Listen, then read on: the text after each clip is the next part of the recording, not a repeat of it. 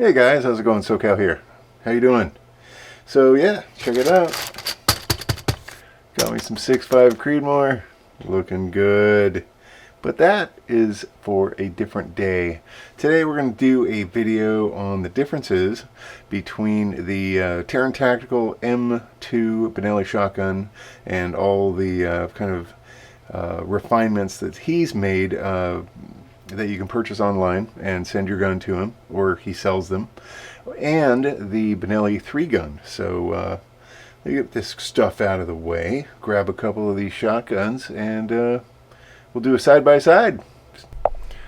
Alright guys, so here's my Benelli 3 gun. I guess if I point it this way, it'll be upside up for you guys. Yeah, so it's a Benelli M2.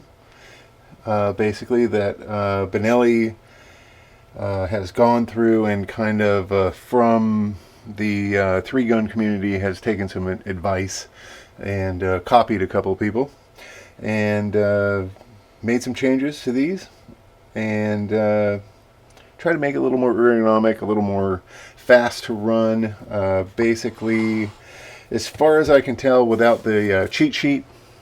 You know, by no means is this going to be the end-all, be-all video on the difference, but the Atom Match Saver, they do some pretty decent porting on, let me get you in here, on the loading port. That is a dummy round inside there. See that? These are dummies. I was doing a little quad loading earlier. I suck at that. Good Lord. Alright, back to the friggin' topic here.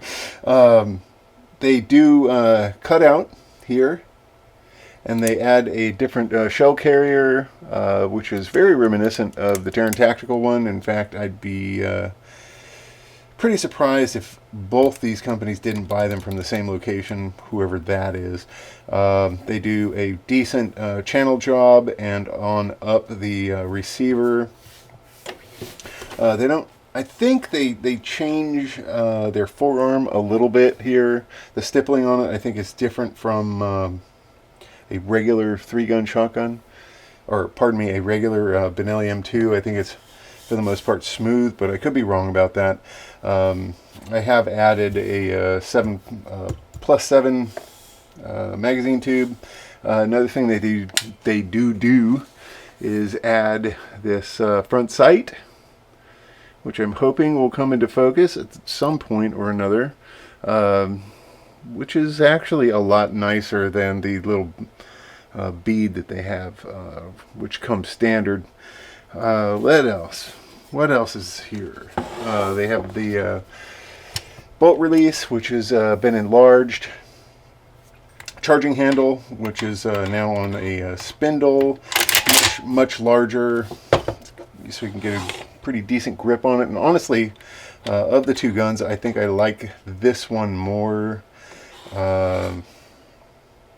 Also, the trigger, I think there was some work done on that. However, I from my last video, you can see that I did indeed change the springs out in this mechanism for the Taran Tactical springs. But still, in comparison, they don't even come close. Taran Butler does some magic voodoo shit to his triggers that it's, yeah, well, we'll get to that. Yeah, so I don't think I'm missing anything here. Yeah, so that's basically it. Charging handle, big mag release, match saver, some nice whittling, if you will, on the shell port. A little bit of a trigger job. I don't know. It's pretty nice. Don't get me wrong, it's nice. Let's have a look at the TTI. So this one's the 28-inch Benelli M2 that I sent into Taran Tactical, and it took, I think it was exactly 8 weeks, literally down to the day, and which was great. It was a great surprise because they offered basically a kind of a generic 14 to 18 week window, and it didn't take anywhere near that long, so I was pretty happy about that.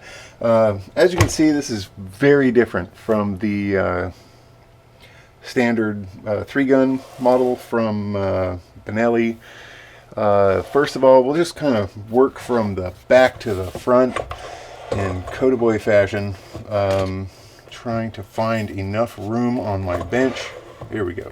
All right, so the first thing you'll notice, maybe not right away, but Taran takes a cut out of this butt pad, which is actually nice and soft. The other Benelli has that as well, but he cuts like a bevel in it, supposedly to keep the shotgun from snagging on your clothes. However, I'm not sure that actually really rings true, because when you cut this rubber, it's almost like a neoprene wetsuit material. It actually becomes stickier. But, you know, the guy's probably knows what he's talking about. He's only been doing this for, what, like 30 years? So that's one of his customizations.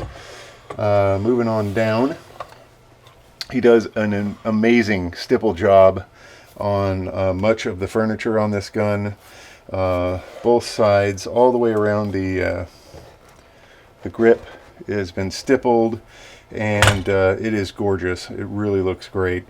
It's nice and random, perfect straight lines everywhere. There's really no imperfections to speak of. He adds a QD attachment, which is pretty cool. The port is worlds different. He cuts way more forward and opens this area up here much larger. I've been trying to perfect the art of quad loading, and I think I've spent about 2 hours total in my entire life doing it, so imagine how badly I suck at it. But the difference between the 3-gun and this gun is night and day of ease. Especially, I mean, it's probably not going to come out in camera, but this one, or well, this side of the gun, specifically in comparison to the Benelli version of their race gun, is just night and day. This cut right here on this slide, they open that up so wide, and the bevel is so shallow. You can run your thumb on that all day long and never even know you're doing anything. It's as smooth as glass. They also add oversized bolt release, another charging handle. This one does not rotate whatsoever, and it's kind of a almost like a bowling pin kind of shape, like kind of like the middle third of a bowling pin. It's kind of stippled at one end. I honestly like the Benelli one better, but whatever. The rest of the gun makes up for it very well. He does a magnificent job on lightening the bolt and adding, I guess this is a titanium nitride finish on it, perhaps. Not to mention his logo and whatnot. Yeah. You also got a match saver. More stippling down the forearm here, as you can see, on both sides. He also does a cut to the forearm here, where it shallows out that angle, where the Benelli is kind of comes up like a lump. Here he smooths that out, so as you're loading, it's just a smoother kind of transaction, so to speak. Yeah. Another thing he does that is not going to be specifically evident just by looking at the gun, but let me get you out a little wider here. The barrel, and I'm not sure if Benelli does this or not, but he does a custom barrel bending process that he guarantees that when you're shooting slugs, he sets the point of aim, point of impact at 50 yards, and you're guaranteed when you're looking through the front sight you're going to hit it. You're going to hit shots at 50 yards, point of aim, point of impact, guaranteed. He did also include this mag tube. This is a plus, what is it, a plus 8, which is legal in California. And then the little kind of support for it, and which also has a QD attachment.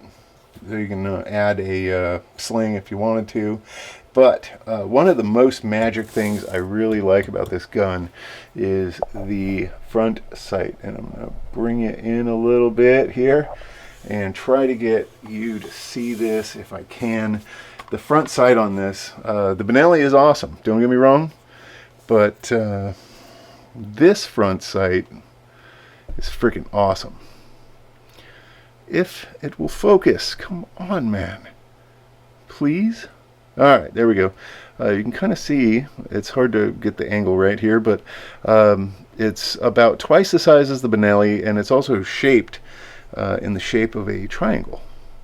And you have that point at the very top, and that just makes acquiring finite shots, I think, much easier and faster. So let me grab the Benelli and the other Benelli, the Benelli 3-gun, and we'll just do a side-by-side comparison to the Taran Tactical. Move my camera so you can see stuff. Okay, so if get a look at the loading ports, you can see how they're very vastly different. I mean, they kind of look the same, but if you look closely, you can see a lot of the big differences. If you compare, come on, you bastard, the cut job here with the Taran job, it's night and day. You can tell that Benelli just had a machine doing this. A human being did this with love, and you can feel it. Even just the angles, the edges, they're kind of rough. Not necessarily rough, but they're jagged. Here, everything is smoothed out. Just much better experience. It does cost obviously more. However, you get what you pay for, I think, in this whole transaction. Also looking at, let me bring you over here, the stipple job on the forearm comparative to the forearm on the Benelli. Obviously, worlds of difference. Back towards the opposite end, you can also see the stipple job at this end comparative to the Benelli. There's really nothing wrong with the Benelli, but that looks fucking cool. I'll give you that. Other than that, the safeties are the same. Taran's got his signature, logo on his. Benelli's got the same damn thing on theirs. It just doesn't have the Taran Tactical logo on it. I don't know if Benelli does the barrel bending or not. I frankly couldn't find it anywhere. But anyway, in a nutshell, basically, guys, this is what you're going to get when you spend either $2,200, or rather, I didn't spend $2,200, but that's like the MSRP on the 3-gun. Or if you spend, I think it's around $2,800 for the Taran Tactical. The thing, just an added bonus with the Taran Tactical, he does include the mag tube, where the Benelli version of this gun does not include the mag tube. It's still in that hunter configuration where it's 2+1 in the chamber. So anyway, guys, I know this wasn't a very scientific video, and honestly, I'm not a 3-gun guy. I want to be a 3-gun guy, but I'm not yet.